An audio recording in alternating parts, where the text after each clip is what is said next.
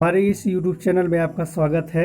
हम UP DElEd second semester के सभी विषयों के अतिलघुत्तरी और बहुविकल्पी प्रश्नों की श्रृंखला का वीडियो लगातार बना रहे हैं।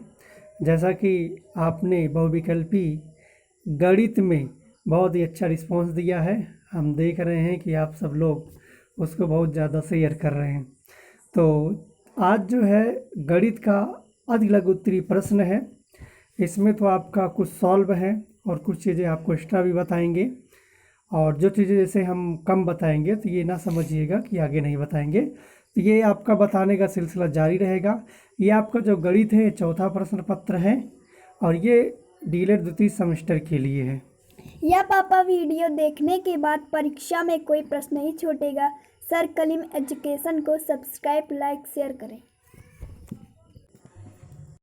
तो पहला प्रश्न है अतिलघुत्तरी प्रश्नों की श्रृंखला में, अभाज्य संख्याएं क्या हैं। अभाज्य संख्या को अंग्रेजी में क्या कहते हैं? प्राइम नंबर बोलते हैं ना। वह संख्याएं, ऐसे समझ लो, वह संख्याएं जिनका फैक्टर 2 होता है। 2 का मतलब एक हो जाएगा। एक वो जो संख्या है, चाहे 3 रहेगी चाहे 2 रहेगा, उसे क्या बोलते हैं?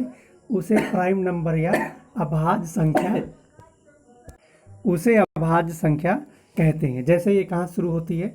जैसे 1, 2, एक नहीं है, 2, 3, 5, 7, 11, ठीक है, ये अभाज्य संख्याएं हैं।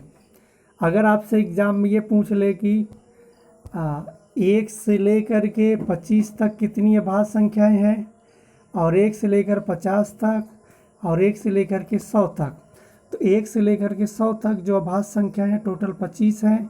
1 से 50 तक 15 है, और 1 से 25 तक 9 है। ठीक है, इसको देख लीजिएगा। 9, 8 ऐसे आपके एग्जाम में फंस सकता है। आगे बढ़ा जाए, आगे बढ़ते हैं। अगला प्रश्न क्या है?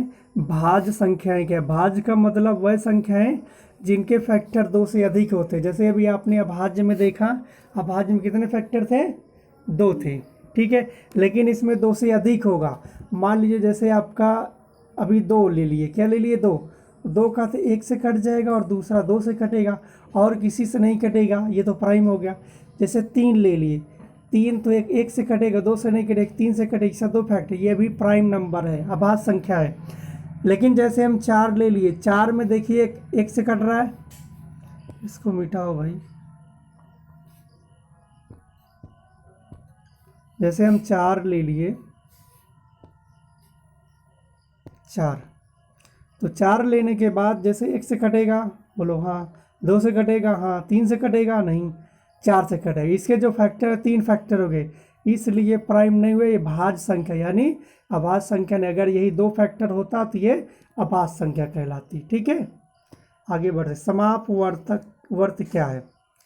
तो समापवर्त क्या? वह संख्या अथवा व्यंजक जो 2 या 2 से अधिक संख्याओं या व्यंजकों में प्रत्येक द्वारा पूर्णतः विभाजित हो जाए या दी हुई संख्या का समापवर्त कहलाता है। जैसे समझो हमारे पास 2 है और 3 है, 4 है, यानी इन तीनों को ऐसी कॉमन नंबर लो कि ये 2 से भी कट जाए। जैसे मान लो हम यक्स, मान लीजिए कोई संख्या है, ये 2 से भी कट जाए, 3 से भी कट जाए और 4 से भी कट जाए, तो उसे समापवर्त कहते हैं। इसका बोले तो अंग्रेजी में LCM, least common multiply. Least common multiply जैसे आप इसका निकालोगे तो जैसे 2 हो जाए, 2 गुणे 1 हो जाएगा, 3 हो जाएगा, और इधर 2 गुणे 2 हो जाएगा। तो यानी ये 2 एक बार, पावा कितना बना? 2 एक बार जब लोगे तो इधर 2 बन जाएगा, फिर गुणे, फिर ये 2 बचा, फिर ये 2 लो, फिर ये 3 बचा, 3 ले लीजिए। अब 2 दूनी 4 थे 12, तो यानी 12 एक ऐसी संख्या जो 2 से भी कट जाएगी, 3 से भी कट जाए और 4 से भी कट, इसे समापवर्त कहते हैं। आगे बढ़ते हैं। जोड़ क्या है? यानी जोड़ क्या चीज़ है, यानी एडिशन, अंग्रेजी में एडिशन क्या है? यानी गिनती करने की प्रक्रिया को लगातार करना ही जोड़ कहलाता है। ठीक है, आगे। जब आप शून्य को किसी पूर्ण संख्या में जोड़ते हैं तो क्या परिणाम प्राप्त होता है? देखिए, जब आप किसी भी संख्या में जब शून्य को जोड़ेंगे तो शून्य पर नहीं, वही संख्या प्राप्त होगी। मान लीजिए हमारे पास संख्या जो है 4 है और हम +0 जोड़ते हैं, कितना आएगा? 4 आएगा। हमारे पास 5 है, हम शून्य जोड़ते हैं तो कितना आएगा? 5 आएगा। लेकिन यहीं पे मल्टीप्लाई की बात आ गई। हाँ, एक चीज़ और यहाँ पे सब्ट्रैक्शन का बता दें, 4 - 0 तो वही संख्या प्राप्त होगी, 5 - 0 वही संख्या प्राप्त होगी 5। लेकिन अगर मल्टीप्लाई करोगे 4 × 0 तो 0, तो हीरो बन जाता। 5 × 0 0 बन जाता। ये बात समझ में आई?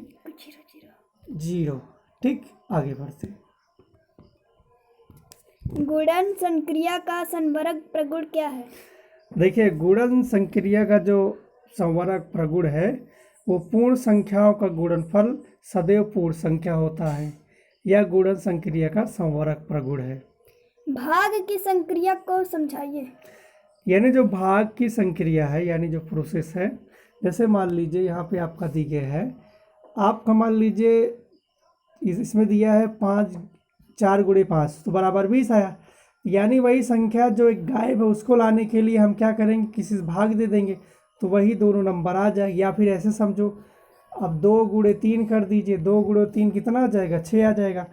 अब 6 को भाग दे दीजिए, चाहे आप 3 से दीजिए तो 2 आ जाएगा और 2 से देंगे तो 3 आ जाएगा, काम खत्म। संख्या पद्धति किसे कहते हैं? अंकों से संबंधित संख्याओं की जानकारी को, यानी जो भी है फैक्ट या नियम विधियां, उन्हें ही संख्या पद्धति कहते हैं। गुणन का तत्सम अव्यय किसे कहते हैं? एक को जो है गुणन का तत्सम अव्यय कहते हैं। गुणन का तत्सम अव्यय साहचर्य प्रगुण क्या है? देखिए, साहचर्य प्रगुण जो है 3 पूर्ण संख्याओं को जोड़ते समय किन्हीं 2 का समूह बना लेने। देखो ऐसे मान लीजिए हम जोड़ रहे हैं 2 धन 3 धन 4, ठीक है। आप चाहे इसको पहले जोड़ लीजिए या फिर बराबर कितना आ जाएगा? बराबर आ जाएगा 5 4 9। लेकिन आप चाहे ऐसे 2 धन 3 ब्रैकेट में 4, चाहे इसको भी जोड़े तब पर भी 9 आएगा। ठीक है, आगे बढ़ते हैं। प्राकृतिक संख्याएं क्या है? देखो, प्राकृतिक संख्या को अंग्रेजी में नेचुरल नंबर कहते हैं।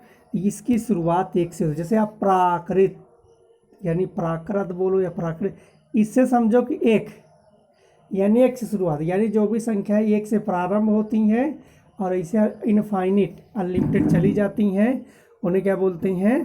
प्राकृत संख्या कहते हैं। सबसे छोटी प्राकृत संख्या 1 है। धन पूर्णांक किन्हें कहते हैं? देखिए, सबसे पहले आपको पूर्णांक संख्या बताते हैं। पूर्णांक संख्या क्या है? जैसे ये पूर्णांक संख्या को अंग्रेजी इंटीजर बोलते हैं अंग्रेजी में। तो ये बेसिकली पूर्णांक संख्या क्या होती है? यानी पॉजिटिव भी होती है और निगेटिव भी और जीरो भी होता है। मान लीजिए 0 हो गया और इधर पॉजिटिव में मतलब 1 2 3 4 5 6 और इनफाइनिट तक चला जाएगा। और इधर ये माइनस में 1 -2 -3 ऐसे ये भी इनफाइनिट तक चला जाएगा। यानी जो धन पूर्णांक यानी धन में हो, यानी माइनस में ना हो, उन्हें धन पूर्णांक कहते हैं। और जो माइनस में उसे ऋण पूर्णांक कहते हैं। 0 ना तो धनात्मक है ना ऋणात्मक है। ऋण पूर्णांक किन्हें कहते हैं? अभी आपको बता दिए ऋण पूर्णांक। आगे 2 परिमेय संख्याओं P/Q तथा R/Q का योगफल क्या होगा? देखिए, अब जैसे यहाँ पे डायरेक्ट वेरिएबल दे दिया गया है, तो जैसे Q नीचे वाला सेम है, आपको ऐसे संख्या से बता देते हैं। जैसे 2/5 धन 3 5/5। अब जैसे ये सेम है तो सिंपल सा है, आप 5 कर दीजिए और नीचे वाला इधर सेम नहीं है तो आप क्या करिए 2 धन 5 कर दीजिए। ठीक है, सेम वही चीज़ जैसे इसने P/Q प्लस R/Q कर दिया, वैसे सेम चीज़ें हैं। संवरक नियम क्या है? 2 धन पूर्णांकों का योगफल सदैव धन पूर्णांक होता है, यही संवरक नियम है। जैसे इसमें आप इस तरह देख सकते हैं, यानी 20 धन 15 जोड़ करके 35 आ गया, या फिर और भी संख्या आप जोड़ सकते हो। ठीक, ये चीज़ें हैं। साहचर्य नियम क्या है? यदि 3 पूर्णांकों जैसे 3 और 5 के योग को 8 जोड़ने पर वही योगफल आता है, और 5 और 8 के योग में 3 को जोड़ने पर वही होगा, तो वही चीज़ है। यानी घूम घुमा के जो भी आपको ऊपर बताए, लेकिन फिर भी एक बार और बता देते हैं। जैसे यहाँ पे 3 धन 5 धन 8, इसको जोड़ दिया पहले ही। ठीक, बात सेम ही है। आगे बढ़ते हैं। 3 और 4 को अनुपात में व्यक्त कीजिए। सिंपल है, वेरी सिंपल। 3 और 4 पूछ रहे, 3 और 5 पूछे, जैसे 10 अनुपात 19 पूछ रहे तो ऐसे लिख दोगे, सिंपल था ये तो। आगे बढ़ते हैं। दो संख्याओं में अनुपात 5:3 है, इसमें प्रथम पद तथा द्वितीय पद बताइए। देखिए, जो पहले वो प्रथम पद कहलाएगा और जो बाद में द्वितीय पद कहलाएगा। अब जैसे इसमें आपको ऐसे भी मिलेगा, जैसे 5:3 समानुपाती। अगर 4 बिंदी हो जाए गोली गोली, ये समानुपात कहलाती है। समानुपाते 5:3। ठीक, ऐसे। समानुपाती किसे कहते हैं? देखो, समानुपात के चिन्ह अभी आपको हमने ये बता दिया। और समानुपात में 4 पद होते हैं, अभी आपको करके दिखाया। मिश्र अनुपात किसे कहते हैं? यानी अनुपातों को निरूपित करने वाली भिन्नों को गुणा करने पर प्राप्त गुणनफल उन अनुपातों का मिश्रित अनुपात कहलाता है। समानुपात के भेद बताइए। देखिए सर, जो समानुपात है वो 2 प्रकार के, एक सरल है, दूसरा मिश्र है। मिश्र अनुपात किसे कहते हैं? जब 3 या 3 से अधिक राशियां दी हों और उनमें से एक राशि का परिवर्तन 2 या 2 से अधिक राशियों पर निर्भर हो तो उसे मिश्र अनुपात कहते हैं। और सजाती व्यंजक किसे कहते हैं? जैसे अभी सजाती व्यंजक आपको बायोकेल में बता चुके हैं। जैसे इसमें यक्स है, अगर यही यक्स एक पद में, दूसरे पद में वाई हो जाता तो विजाती हो जाता, और या फिर वाई हो जाता तो सजाती, और वाई अगर यक्स है तब पर भी सजाती होगा। विजाती आपको बता चुके हैं। समीकरण क्या है? एक समीकरण समता सूचक चिन्ह युक्त बीजीय व्यंजक पर एक प्रतिबंध है, जिसमें चर के किसी विशिष्ट मान के लिए व्यंजक के दोनों पक्षों का मान समान होता है। सर्वसमीका क्या है? सर्वसमीका का मतलब दोनों पक्ष बराबर है ना। जैसे दाहिना हाथ और बायां हाथ अगर बराबर भार उठाने लगे 10-10 किलो का, तो यानी बराबर है। तो सर्वांश संख्या का मतलब ये है कि जैसे एक पद ए है, दूसरा पद बी है, यानी दोनों का वेटेज आ जाए। जैसे यहाँ पे नीचे दिया है 3x + 5 = 5x - 2 + 5 हो गया। इसको जब सॉल्व करोगे सेम आंसर आएगा। ठीक है, आगे बढ़िए। AB + AC + AD के गुणनखंड कीजिए। देखिए, यहाँ पे तो आपको करके दिखा दिया गया है। जैसे यहाँ पे क्या किया, तीनों में ए है, ए को कॉमन ले लिया, बचा क्या इसमें, बी बचा, इसमें क्या बचा, सी बचा, इसमें क्या बचा, डी बचा, वही लिख दिया। जैसे कि एग्जांपल और हम ले लेते हैं। एग्जांपल क्या लेते हैं, जैसे लिखा है XA + XB + XC। अब इसको जो है गुणनखंड करना है तो x को कॉमन लीजिए क्योंकि तीनों में है, तो A + इसमें XB + C, ये आपका आंसर हो जाएगा। 9x² - 64 के गुणनखंड कीजिए। देखिए, इसमें आपका सॉल्व किया गया है, इसके हमको बैक जाना होगा। जैसे ये कितने का होगा, ये 8 × 8 = 64, ये 3 × 3 = 9, यानी 3x² और -8²। जब इसको आप सॉल्व करोगे तो आंसर क्या प्राप्त होगा, 3x प्लस जो है 8, और उधर क्या प्राप्त होगा, 3x - 8, ये आपका आंसर प्राप्त होगा। क्षेत्रफल क्या है? किसी तल का वह भाग जो एक आकृति की बाह्य सीमाओं के भीतर घिरा रहता है, उस आकृति का क्षेत्रफल कहलाता है। वैसे तो क्षेत्रफल का जो मात्रक है वर्ग सेंटीमीटर या मीटर जिसमें दिया होगा उसी में आएगा। और अगर त्रिभुज का क्षेत्रफल निकाला, उसका फार्मूला है 1/2। जैसे यहाँ पे एक प्रश्न है कि एक त्रिभुज का आधार 32 मीटर है और ऊंचाई 12, तो उसका क्षेत्रफल इसी पर रख दीजिए। सिंपल सा, आपको कुछ नहीं करना, इसी फार्मूले में आपको रखना है। जैसे 1/2 और आधार कितना दिया है 32 दिया है, गुणे 32 और गुणे ऊंचाई कितना दिया है 12 दिया है, बस फट से काटो। ठीक है, तो जैसे आपको हम ट्रायंगल भी बना देते हैं, ए ट्रायंगल त्रिभुज इस तरह, इसका ऊंचाई के 12 दिया है और इसका 32 दिया है ना। तो चलिए 2 1 कम 2 और इसको नहीं काटते, इसको 6 बार 6 से कट गया। तब 6 का पहाड़ा पढ़िए आप, जो है 6 का पहाड़ा पढ़िए 32 में, तो 6 दूनी 12 और 6 तिरिक 18 और 1 19, यही आपका सही आंसर आ जाएगा। ठीक है, यदि एक समचतुर्भुज के विकर्ण 26 सेंटीमीटर व 12 सेंटीमीटर है तो समचतुर्भुज का क्षेत्रफल बताइए। देखिए यहाँ पे समचतुर्भुज का मतलब ये होता है कि क्या हो, सभी भुजाएं बराबर हो। देखिए अगर ये दिया होता समबाहु त्रिभुज, तो उसकी चारों भुजाएं बराबर, यानी समबाहु यानी समचतुर्भुज।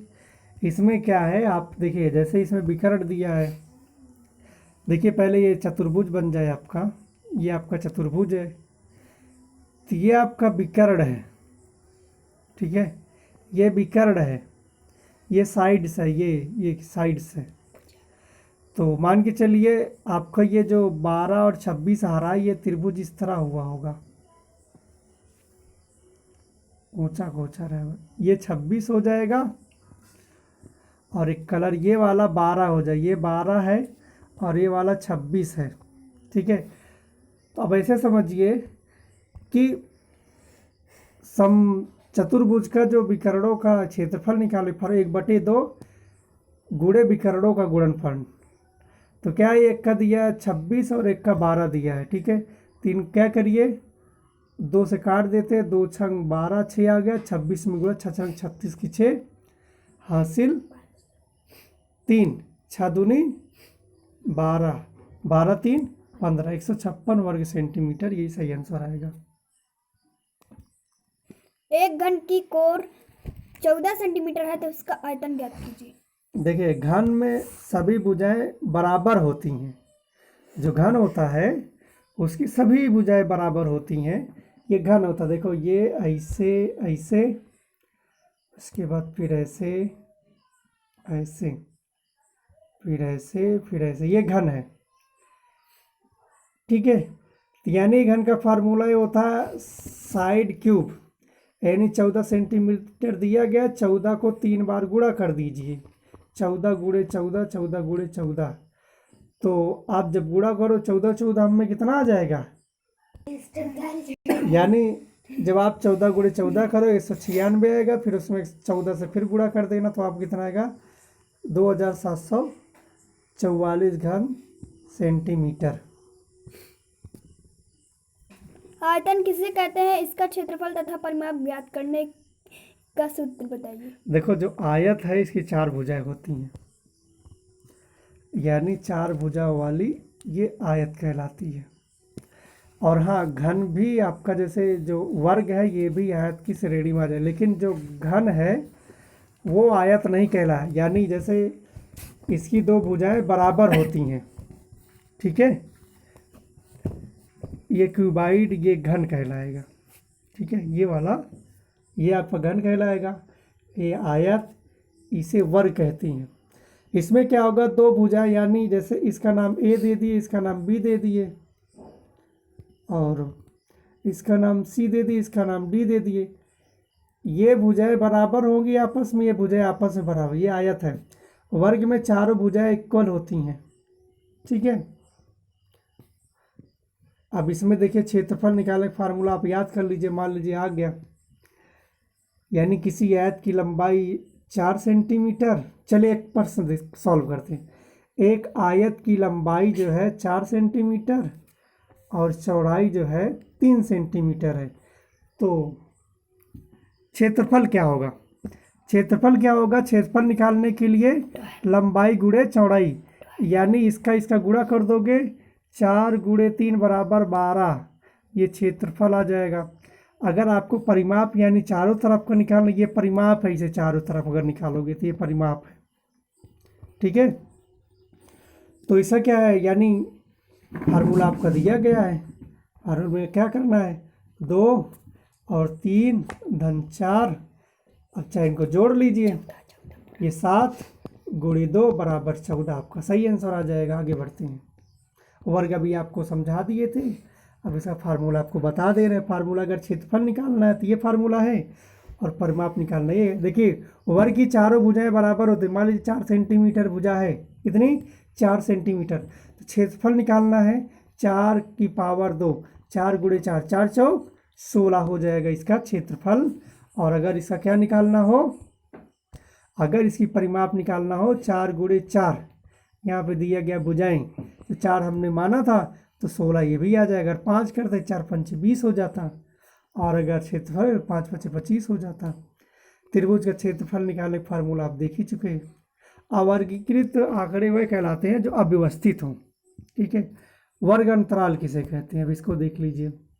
वर्ग अंतराल का मतलब, जैसे आप बीच में गैप दे, जैसे 0 से 5 और 5 से 10, 10 से 15, 15 से 20, ये वर्ग अंतराल कहलाता है। बारंबारता क्या है? जिन संख्याओं का आंकड़ों में बार बार पुनरावृत्ति होती है उन्हें बारंबारता कहते हैं। अध्यारोपण विधि किसे कहते हैं? जब दो सर्वांसम आकृति होती है जिनकी माप व आकार समान होता है परंतु उनकी स्थिति भिन्न होती है, एक आकृति को दूसरे आकृति पर रखने पर वह पूर्ण रूप से ढक लेती है, तो दो वस्तु के इस प्रकार से तुलना करने को अध्यारोपित विधि कहते हैं। मान लीजिए आपके पास ऐसे कोई, मान लीजिए एक ईंट है, ईंट जैसा कोई शेप है, ईंट के बराबर कोई टुकड़ा है, उसके ऊपर अगर आपने ईंट रख दिया बराबर, तो क्या है वो? अध्यारोपित विधि यानी तुलनात्मक है। त्रिभुजों की सर्वांगसमता में क्या तात्पर्य है?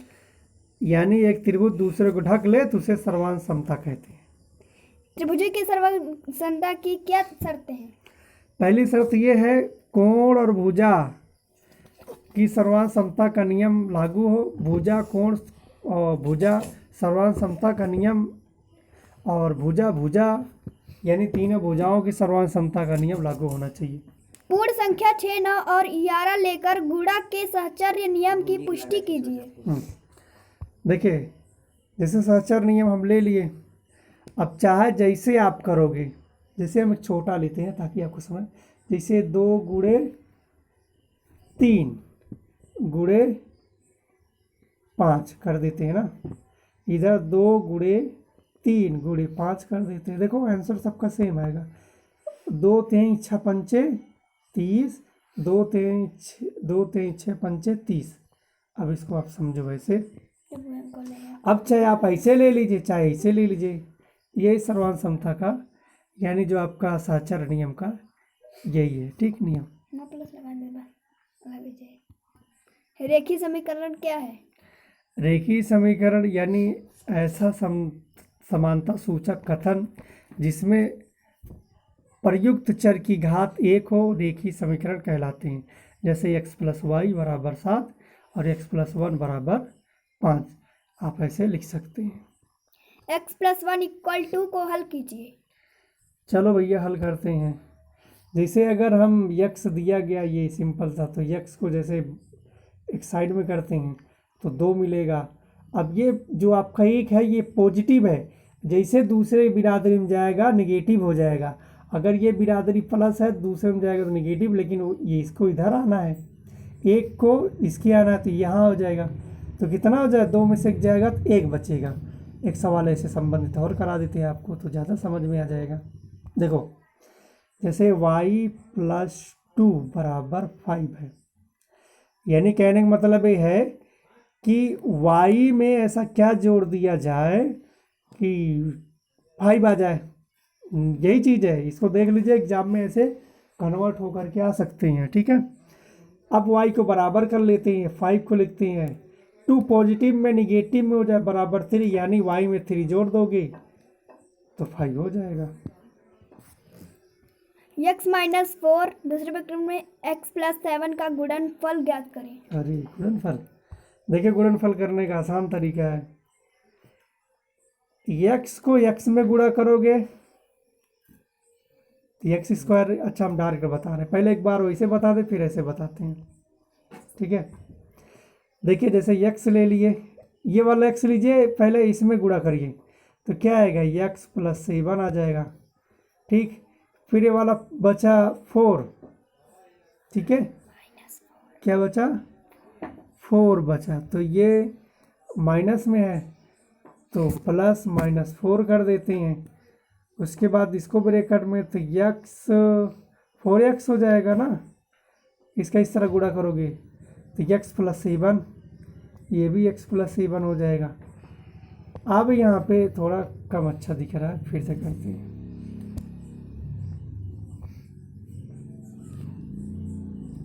तो यहाँ इसे हम समझा देते हैं, तो ये इधर रख दिया गया, ये x प्लस 7 सेम है, यही x वाला उठा के इधर ला दिया, ये x ये इधर है, ये पूरा उठा के यही सेम ला दिया गया। अब x का x स्क्वायर आ जाएगा, फिर 7 करोगे 7x, और उसके बाद 4 बचा, 4 माइनस है तो ये 4x, और 4 7 28 माइनस, ये आप ऐसे देख सकते हो। उसके बाद यहाँ पे ये आपका घट जाएगा 3x और बराबर आपका आंसर आ जाएगा। आप इसे डायरेक्ट भी सॉल्व कर सकते हो। डायरेक्ट किसे सॉल्व करोगे, देखो x है तो 2x हो जाए, x स्क्वायर हो जाएगा, है ना, प्लस फिर x 7 में चला जाएगा, 7x हो जाएगा, फिर उसके बाद माइनस, फिर अब 4 बचा, 4x हो जाएगा, फिर माइनस, फिर 4 7 28 हो जाएगा, इसको सॉल्व कर लीजिएगा, 3 आ जाएगा, 3x, उसके बाद आपका सेम हो इसे डिक्टो आ जाएगा। 4 माइनस 17 प्लस दूसरे ब्रैकेट में 10 इंटू 3 माइनस 5 का सरलतम मान ज्ञात कीजिए। ये भी वैसे ही है, ठीक है, बड़ा छोटी छोटी संख्या झमेला पैदा करती हैं। देखो अब यहाँ पे सेम आपका प्रश्न है, अब यहाँ पे माइनस में है, ये भी माइनस में, अब जैसे ये इसको क्या कर दिया, 10 तिहाई 30, इधर 30 ले, बाकी अब सेम लिखा गया है, ठीक है। अब आगे बढ़ते हैं। अब ये आपका जो जोड़ा जाएगा, यानी प्लस प्लस एक तरफ, माइनस माइनस एक तरफ, ठीक है। अब जैसे ये आपको कितना है, पहले इसे सॉल्व कर लेते हैं। ये माइनस है, 4 माइनस है और 17 है, जब 17 में 4 घटा दोगे 13 आएगा, कितना आएगा 13, काम खत्म। और उसके बाद फिर प्लस ये 30 लिखा ही गया, और -5, पहले आप जोड़िए तो 13 और 30 कितना हो जाएगा, 43 -5 बराबर 38 हो जाएगा। सर्वांश संख्या भी हो चुका है। 2 ब्रैकेट में x plus 1 equal to x plus 2 सर्वसमिका है अथवा नहीं, इसमें पता करना है यह सर्वसमिका है या नहीं। तो x का मान अभी कितना दिया गया है, x का मान नहीं दिया गया है, तो x का मान हमें कितना रखना पड़ेगा, 1 रखना पड़ेगा।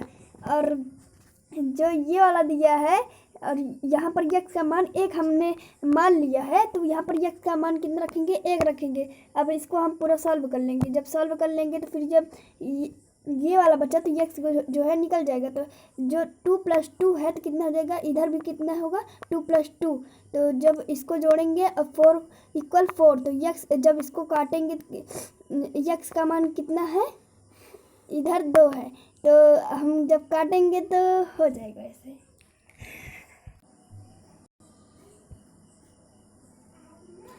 सर्वांश संख्या में दोनों पक्ष बराबर होने चाहिए। हमें लग रहा कट गया, एक बार फिर बता देते हैं अगर रिकॉर्ड हो गया, ठीक है। देखिए सर्वांश संख्या में यानी दायां पक्ष बराबर बायां पक्ष, यानी left hand side equal to right hand side, ठीक है। दायां पक्ष बराबर है बायां पक्ष के, ये आपको देखना है। जैसे इसमें एक बार 1 रख के चेक किए तब पर भी बराबर है, 2 रख के चेक किए तब पर भी, 3 रख के चेक करें तब पर भी बराबर है। और इसमें इसको भी बता देते हैं, इसमें हम x y को कॉमन ले लिए हैं तो जो बचा वही लिख दिए, और x² - y² के इस फार्मूले पर रख दिए। अब ये अगला सवाल, एक वर्गाकार तार का क्षेत्रफल 144 सेंटीमीटर स्क्वायर है, तो इसे मोड़कर एक आयत बनाया गया। यदि आयत की लंबाई 16 सेंटीमीटर है तो आयत की चौड़ाई की गणना कीजिए। देखिए, इसमें क्षेत्रफल का फार्मूला क्या था? लंबाई वर्ग है ना, तो वर्ग है तो 4 होता है ना। अच्छा, ये आयत बनाया गया है, तो आयत 16 दिया गया। आयत का फार्मूला क्या होता है? लंबाई 2 धन लंबाई गुणे चौड़ाई, लेंथ ब्रेथ, बराबर 144 आपका दिया है। ठीक है, तो हमारी लंबाई कितनी दी गई? 16। इसको फिर से लिख लेते हैं।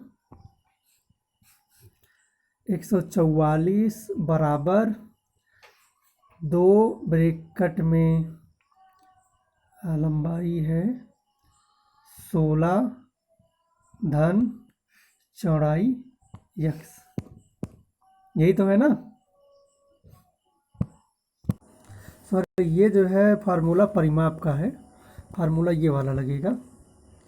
144 बराबर लेंथ इंटू ब्रेथ, यानी 16 दिया गया है, गुणे यक्स हम मान लेते हैं।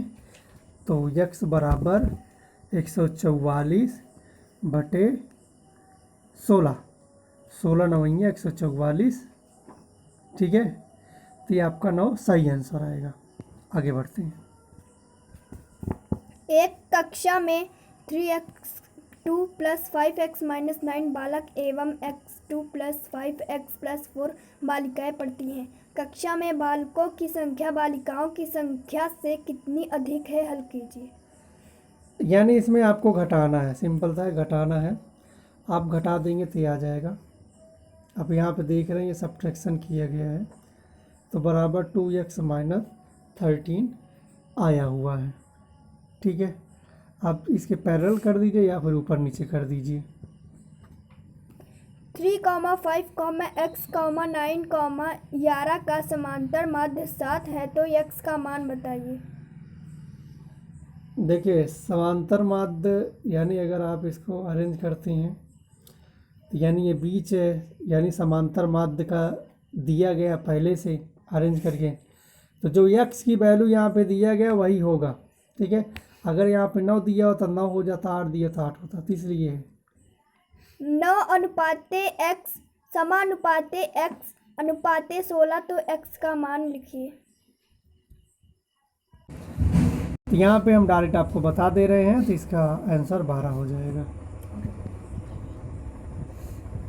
समीकरण x/3 + x/2 = 10 को हल कीजिए। देखिए, यहाँ पर आपका जैसे इसको हल करना है तो सबसे पहले इसको कॉमन ले यानी एलसीएम ले लिया गया, तो 2 3 6, तो ये 6 नीचे आ गया। अब ये 2 इधर आ जाए, ये 3 इधर चला जाएगा। ठीक है, फिर से देखिएगा, ये जो 2 ऊपर चला गया और ये 3 ऊपर चला गया, और नीचे का दोनों का आपस में हो गया, ये 6 हो गया, और x है ही बराबर आपका 10। अब उसके बाद ये इसके पास चला जाएगा, कितना हो जाएगा?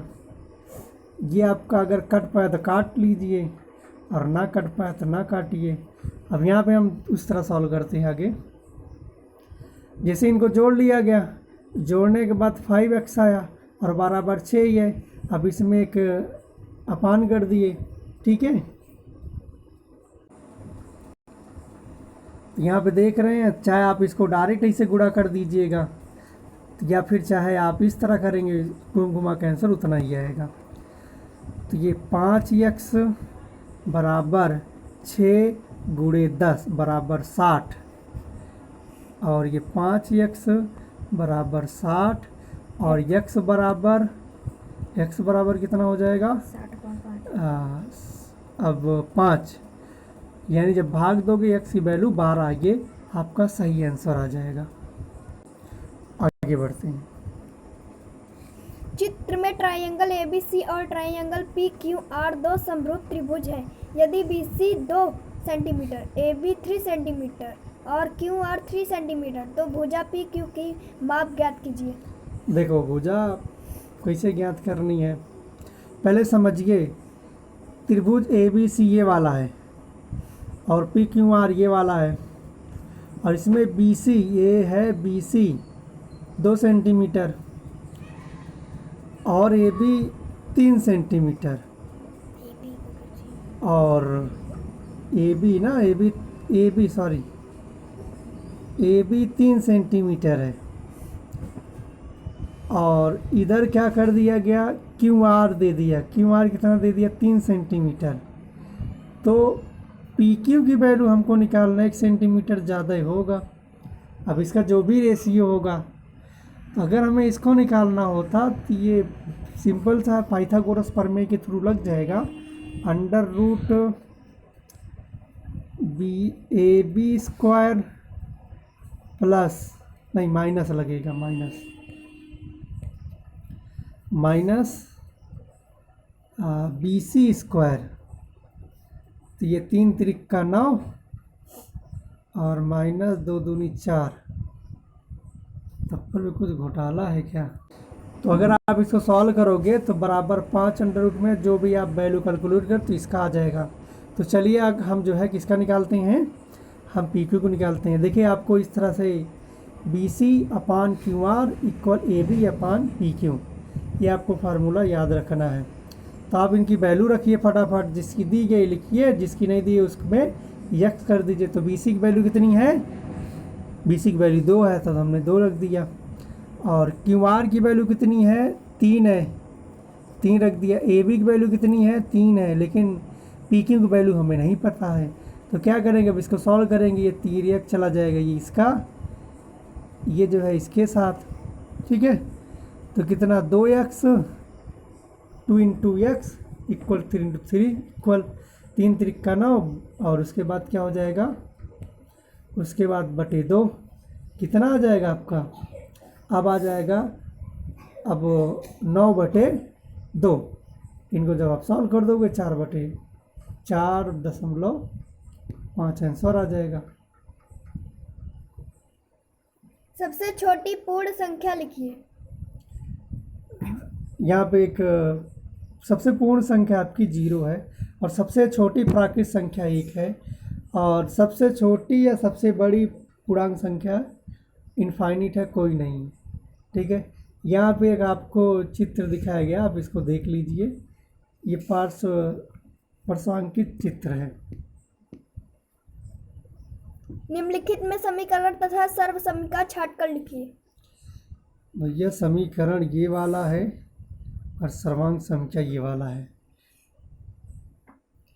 83 के अंकों को परस्पर बदलने में प्राप्त संख्या को मूल संख्या से घटाने पर कौन सी संख्या मिलती है? देखिए मान लीजिए आपको यहाँ पे दिया गया है 83 को, ये 83 दिया है, फिर 3 और लिख दिए, इनको घटाइए बराबर 45 आ जाएगा, इतना आएगा। मान लीजिए 94 दिया हो, इसको आप उल्टा करिए, कितना हो जाएगा, 49 हो जाए। इसको घटाएंगे कितना आएगा, 49 को घटाएंगे, 14 में से 9 गया 5, 8 4 में से 4 गया 8 में से 4 गया 4, यानी 45।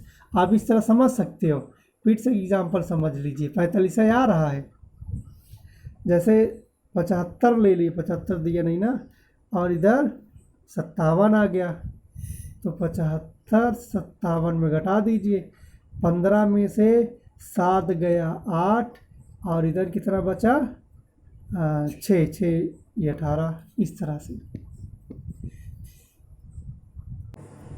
समीकरण -4x + 3 = -6x - 18 को हल कीजिए जल्दी से जल्दी।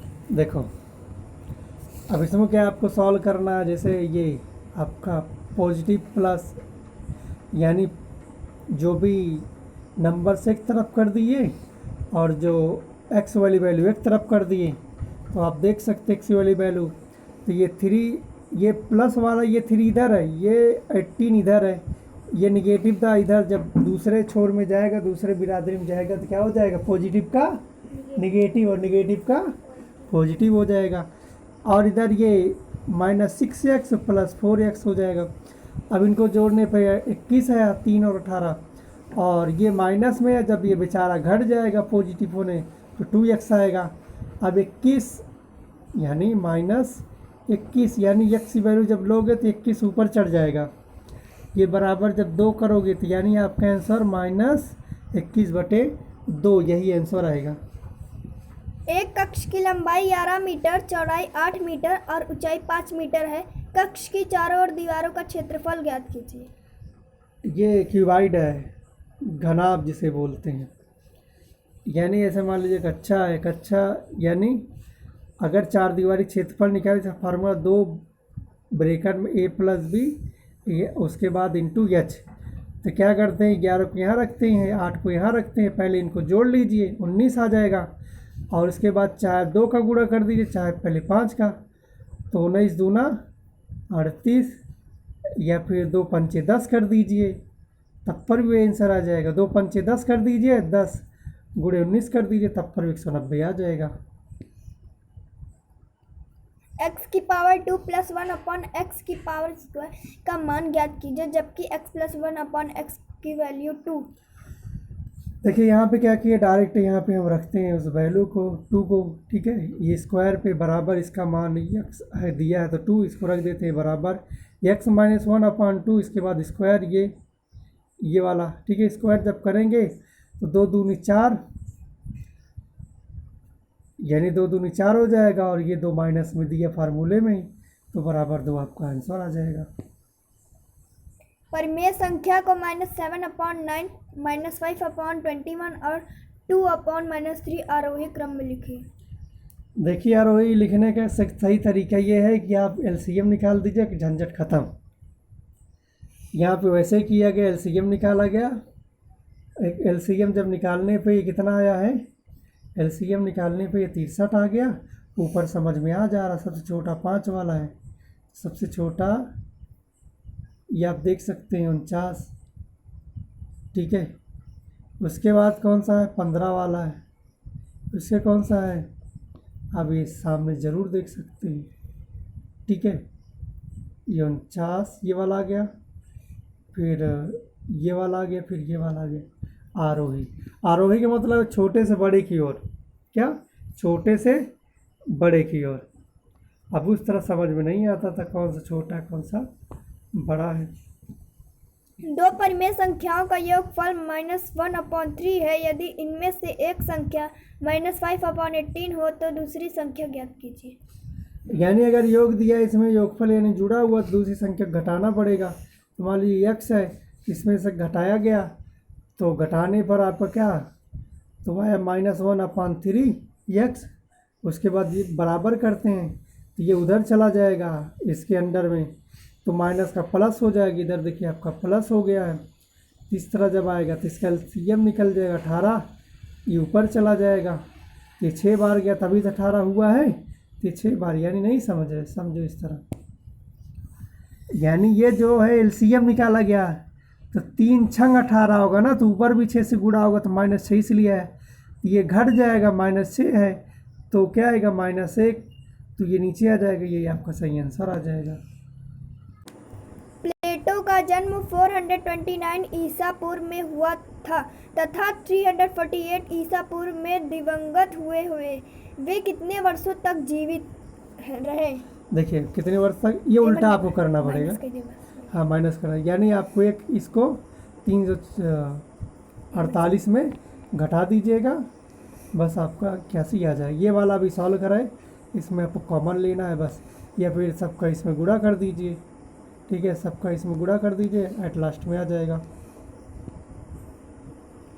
एक रेलगाड़ी की चाल x की पावर 2 + 3x + 2 किलोमीटर पर घंटा है, तो वह x + 2 घंटे में कितनी दूरी तय करेगी? इसमें आपका भी गुणा किया गया, ठीक है। यदि x + 1/x की इक्वल 5 हो तो x की पावर 2 + 1/x स्क्वायर का मान ज्ञात कीजिए। ये भी अभी पीछे आपको गुजरा, उसी तरह ये भी है। इसमें भी आपको उसी फार्मूले पे रखना है, स्क्वायर वाले पे। ये 5 × 5 = 25 हो जाएगा, यानी a² + 2ab + b² वाला सिस्टम है ये भी, ठीक है। उसी आधार पे ये भी सॉल्व किया गया। एट लास्ट में जो 2 बचता है वो 2 वाला ये इधर आएगा, तो 25 से 2 घटेगा 23 आएगा, तो यानी x² + a 1/x² की वैल्यू 23 आएगी। समीकरण 12/5 इक्वल टू 2/5 प्लस 2x/5 में x का मान ज्ञात कीजिए। देखिए इसमें आपको जब सॉल्व करना है तो पहले इनको सीरियल से रख लेते हैं, उसके बाद x वाले को सॉल्व कर दें यानी साइड करते हैं। ये पॉजिटिव था, ये नेगेटिव में आ जाएगा, ये 2/5 इधर पॉजिटिव में आ जाएगा, यानी पॉजिटिव था इधर आने पे नेगेटिव हो गया। अब इनका एलसीएम जाहिर सी बात है 5 हो जाएगा, घटा देंगे तो कितना आएगा, 12 में से 2 गया 10 आ गया ये, ठीक है, 12 में से 2 गया 10 आ गया, इधर 5 है और उसके बाद बराबर आप देख ही रहे ये वाला यही 2 है। अब ये 2 पंचे 10, ये 2 बचा और इधर ये 5 बचा, यानी आप लिख सकते हो 2 × 5 बराबर 2x, यानी ये 2 से 2 कट गया, x की वैल्यू 5 आ जाएगी। -9/11 इक्वल के योगात्मक प्रतिलोम ज्ञात कीजिए। योगात्मक प्रतिलोम का मतलब उल्टा, यानी माइनस है पॉजिटिव में हो जाएगा, ठीक है। आगे एक त्रिभुज का क्षेत्रफल 48 सेंटीमीटर 2 है, तो यदि उसकी ऊंचाई 8 सेंटीमीटर हो तो त्रिभुज के आधार की माप बताइए। देखिए आधार की वैल्यू मान लीजिए x, ये जो भी मान लीजिए डायरेक्ट उसमें रख दीजिए। देखो कैसे ये फार्मूला रखा गया, फार्मूला रखा गया है ना, तो आधार बराबर ये इसके साथ कहाँ गया, ये इसके साथ हो जाए गुणा 48 × 2 और ये नीचे चला जाएगा तो कितनी बार 48 में जाए, 2 चौक 4 चला जाएगा, इधर 12 हो जाएगा, ठीक है। आगे बढ़ते हैं। -5 माइनस ब्रैकेट बंद -45 डिवाइड -15 प्लस -3 इंटू 5 का मान ज्ञात कीजिए। आधा हिंदी आधा अंग्रेजी, ठीक है। तो ये बोर्ड मास की सवाल है, अब इनको जब सॉल्व करोगे तो आप चाहे जैसे सॉल्व कर लीजिएगा, ठीक है। पूरा सॉल्व किया गया है, ये भी आप देख रहे हैं, ये भी सॉल्व किया, a² + b² पे है। इसका जो योगात्मक प्रतिलोम है यानी उल्टा करना है, उल्टा कर दीजिए, बस आपका योगात्मक प्रतिलोम आ जाएगा। 5 पुस्तकों का मूल्य 7 पुस्तकों के मूल्य ₹72 कम है, एक पुस्तक का मूल्य ज्ञात कीजिए। देखिए इसे मान लीजिए 7 पुस्तकों का मूल्य x है यानी पता नहीं है, और 5 पुस्तकों का मूल्य x - 72 कर दिया यानी ₹72 कम है, यानी जितना भी मान लीजिए जितना भी होगा, और 2 पुस्तकों का मूल्य जो भी होगा x - x और उसमें भी घटाना पड़ेगा। तो आपको ये जो समीकरण माइनस इसका जब इसके अंदर करोगे तो प्लस में चला जाए यानी गुणा, तो ये दिया ही गया है, तो माइनस माइनस प्लस हो जाएगा, ये वाला प्लस हो जाएगा। उसके बाद कितना आ जाएगा 2x, उसके बाद x आपका नीचे जाएगा 2x बन जाएगा, और जैसे ही x - x से कट जाएगा और 72 में 2 से भाग हो जाए यानी 36 आपका आ जाएगा। 3 क्रमागत संख्याओं का योग 87 है, द्वितीय क्रमागत संख्या का मान ज्ञात कीजिए। तो इसमें आप देख रहे चाहे x पे रख दीजिए, ये आपको सवाल से सॉल्व करें, यानी x मान लिया है संख्या वो, x + 1 x + 2 बराबर 87।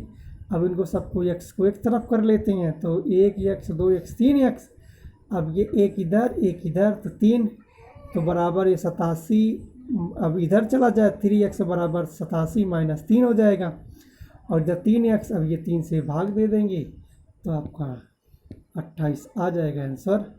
लेकिन ये 28 क्या है आपके x की वैल्यू है, यानी आप 3 करो यानी एक 27 होगा, एक 28 होगा, एक 29 होगा, ठीक है। यानी दूसरी संख्या द्वितीय संख्या, यानी x की वैल्यू कितनी 28 आई, तो दूसरी संख्या हाँ x की वैल्यू जब 28 आई, या 27 नहीं सॉरी, x की वैल्यू 28 आई तो इसमें एक जोड़ दोगे तो 29, इसमें 2 जोड़ दोगे तो कितनी हो जाएगी, 28 में 2 जोड़ोगे तो 30 हो जाएगी। इसमें आपका परिमाप निकालना है, परिमाप का आप फार्मूला देख लिए हैं, ये बहुत आसान है। एक बर्तन में 7,800 सेंटीमीटर क्यूब पानी है। वो बर्तन में कितने लीटर पानी है? इसमें आपको जैसे लीटर बोल रहा है तो आपको डिवाइड करना पड़ेगा। यहाँ पे आप देख रहे हैं सॉल्व किया गया है, 1000 लीटर है, ठीक है। सेंटीमीटर को लीटर में कन्वर्ट किया गया है। ये आपका मासा है, आप इसको सॉल्व कर सकते हैं। ये वर्गाकार भुजा का क्षेत्रफल है, आप गुणा करना, क्षेत्रफल गुणा कर दिया जाएगा और बराबर आपका 64 आ जाएगा। इसको भी आप सॉल्व कर सकते हैं, अब इसको देख सकते हैं।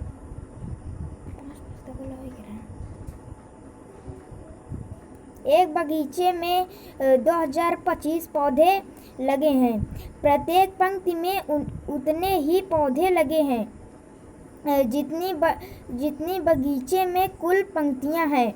प्रत्येक पंक्ति में कुल कितने पौधे लगे हैं? देखिए इसमें भी आपको क्या करना है, स्क्वायर करना है। तो आप जब स्क्वायर निकाल दोगे तो आपको सही आंसर आ जाएगा, ठीक है। एक पुस्तक का मूल्य 5 गुणे 2 प्लस 2x प्लस 1 है। इसी प्रकार की 2x प्लस 5 पुस्तकों का मूल्य ज्ञात कीजिए। यहाँ पे गुणा कर दिया जाएगा, आपका आंसर आ जाएगा। -1/2 तथा 5/4 का में मध्य दो समदूरस्थ संख्याओं ज्ञात कीजिए। देखिए इसका मध्य जो है, अब जब आप इसको रखेंगे तो 1/2 ये दिया गया, दोनों में हर समान करना है तो आप गुणा यानी एलसीएम निकाल लीजिए। जब आप एलसीएम इसको निकालेंगे तो यहाँ नीचे 2 का गुणा होगा तो ऊपर भी 2 का गुणा हो जाएगा, तो ये 2 हो गया है, अब बराबर हो गया। तो ये समदूरस्थ आपको इस तरह बांट दिया गया है, आप इसको देख सकते हैं। -4/5 को संख्या रेखा पर प्रदर्शित कीजिए। देखिए संख्या रेखा भी इस प्रकार हम प्रदर्शित कर सकते हैं, ठीक है।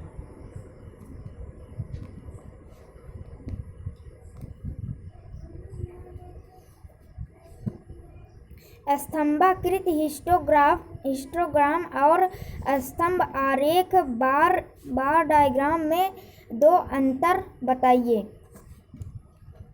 श्रेणीबद्ध डेटा प्रस्तुत यानी जो बार चार्ट होता है श्रेणीबद्ध डेटा प्रस्तुत करता है और अलग अलग तत्व प्रदर्शित करता है, लेकिन जो हिस्टोग्राम है वो मात्रात्मक डेटा प्रस्तुत करता है, उन तत्वों को प्रदर्शित करता है जिन्हें एक साथ समाहित किया जाता है और उन्हें श्रेणी माना जाता है। x² minus x cube plus x square plus x का मासा ज्ञात कीजिए। देखिए मासा बड़ा आसान है, जाहिर से सब में x है, x कॉमन है, ले लीजिए, बस सबसे छोटा x है। 3 cube 3x cube y cube 4xy cube divide by 6x square y, ये इसको सरल करना, आप सरल कर सकते हैं आसानी से। एक घनाभ का क्षेत्रफल 125 वर्ग मीटर है। यदि उसकी ऊंचाई 4.5 मीटर है तो उसका आयतन ज्ञात कीजिए। तो यहाँ पे घनाभ दिया गया है, घनाभ में आपका आयतन पूछ रहा है। तो सबसे पहले आपका क्षेत्रफल दिया गया है, तो इसमें उनकी भुजाएं ज्ञात कर लेनी है। तो जो भुजाएं उनको ज्ञात करने पर तो आप जब भुजा यानी लंबाई चौड़ाई ऊंचाई दी गई है उसमें गुणा कर दिया गया, साफ एकदम दुनिया भर का टिम्मा नहीं करना है। यहाँ व्यंजकों का पूर्ण वर्ग करके गुणनखंड करना है, यहाँ पे इसको सरल करना है और यहाँ पे कह रहा है घन पूर्णांक ज्ञात करना है, ठीक है। और 15 सेंटीमीटर भुजा वाले वर्ग से 5 सेंटीमीटर भुजा वाले कितने वर्ग काटे जा सकते हैं? देखिए इसमें आप क्या करिए, 5 से 5 का वर्ग निकाल दीजिए और 15 का वर्ग निकाल दीजिए, जितना वर्ग काट पाए उतना आ जाएगा। देखिए 15 में 225, 5 बचे 25 बराबर 9 आ जाएगा। एक कक्ष की लंबाई 10 मीटर, चौड़ाई 6 मीटर और ऊंचाई 5 मीटर है। कक्ष की चारों दीवारों का क्षेत्रफल ज्ञात कीजिए। देखिए लंबाई इसमें क्या है, आप फार्मूला अभी बताए कि आप याद कर लीजिएगा, यानी a plus B into S, यानी कमरे का, यानी a प्लस बी जो है आपका दिया गया जो है, तो इनको लंबाई और चौड़ाई 10 प्लस 6 है, तो ये 16 हो जाए, 5 मीटर गुणा करना है, तो 2 पंचे 10, 16 दम्मा 160, यही सही आंसर हो जाएगा।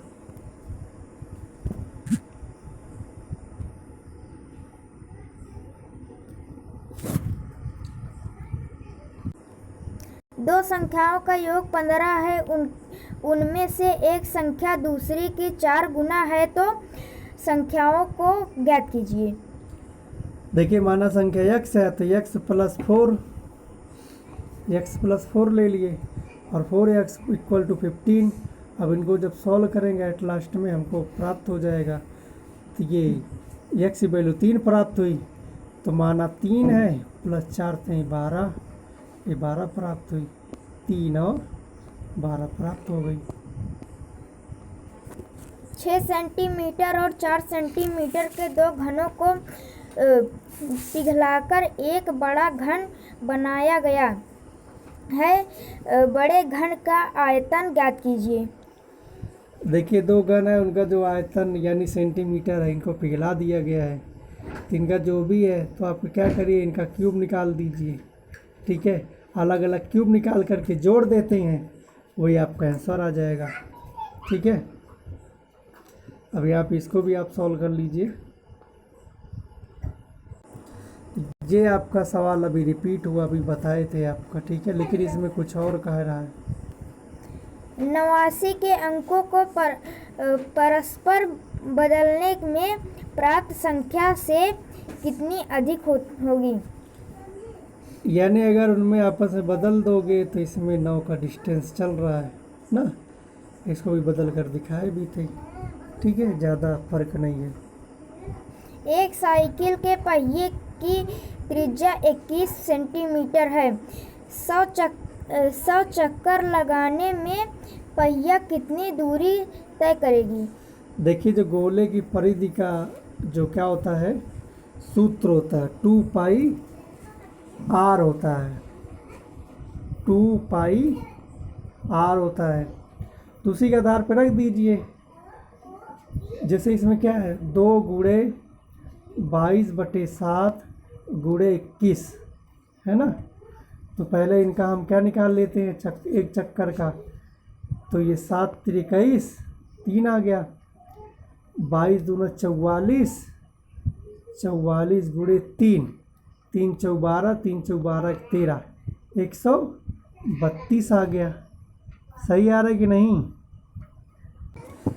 अब देखो ये जो 3 है, 3 दूनी 6 हो गया, और ये 22 ऊपर बचा ही हुआ है, तो इधर हम गुणा कर दिए, 6 दूनी 12, 6 दूनी 12 13, और 100 से गुणा कर दीजिए, 132, यानी 13,200 आपका आंसर हो जाएगा, दूरी तय करेगी। ठीक है, यहाँ पे थोड़ा सा आंकड़े में थोड़ा बहुत फर्क है, उसकी चिंता ना करें, क्योंकि उसने डायरेक्ट मान ज्ञात कर दिया। अगर ये 200 चक्कर लगा था, 200 से गुणा कर दी थी। तो ये वीडियो आपका समाप्त हो रहा है, तो अब आपको कुछ इम्पॉर्टेंट फार्मूला बता देते हैं। इम्पॉर्टेंट फार्मूला में क्या, जैसे बेलन है, क्या है, बेलन का क्या फार्मूला है, तो बेलन का जैसे आयतन आपको निकालना है, क्या निकालना है, आयतन निकालना है, तो इसका क्या होगा, पाई r square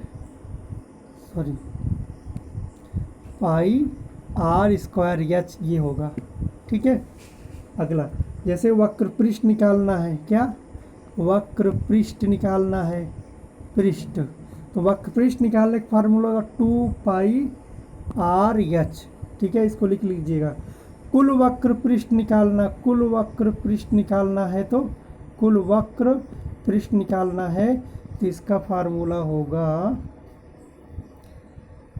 2 pi are bracket में आर प्लस एच, ये तो था बेलन का, स्क्रीनशॉट ले सकते हैं। आगे अब त्रिभुज का देख लीजिए। समबाहु त्रिभुज का क्षेत्रफल निकालना है, यानी ये त्रिभुज है, समबाहु त्रिभुज का क्षेत्रफल निकालना है, तो उसका जो है फार्मूला होगा √3/4, ठीक है, भुजा स्क्वायर, ठीक है। आगे बढ़ते, परिमाप अगर समबाहु त्रिभुज का निकालना है तो 3 इंटू भुजा, अगर परिमाप निकालना है समबाहु त्रिभुज का तो। आगे देखते हैं।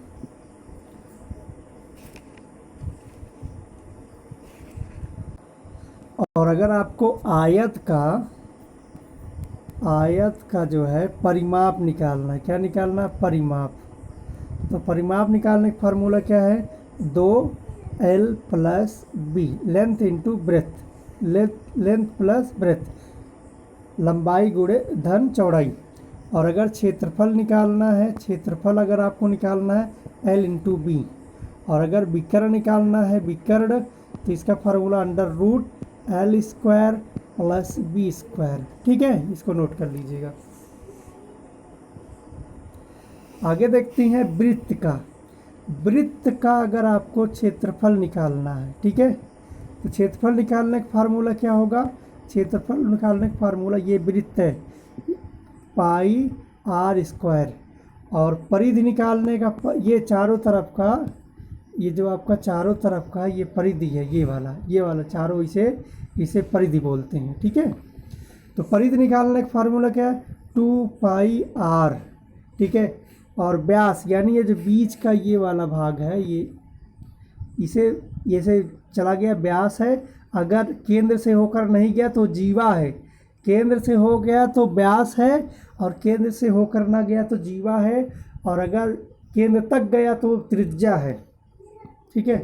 तो इसका क्या होगा, व्यास का फार्मूला है 2 इंटू r, ठीक है। अगर r मतलब पाई, सॉरी r मतलब त्रिज्या, और अगर आपको व्यास निकालना है तो d into 2, d divide by 2, ठीक है, यानी त्रिज्या जो है व्यास की आधी होती है, ऐसे समझ लो।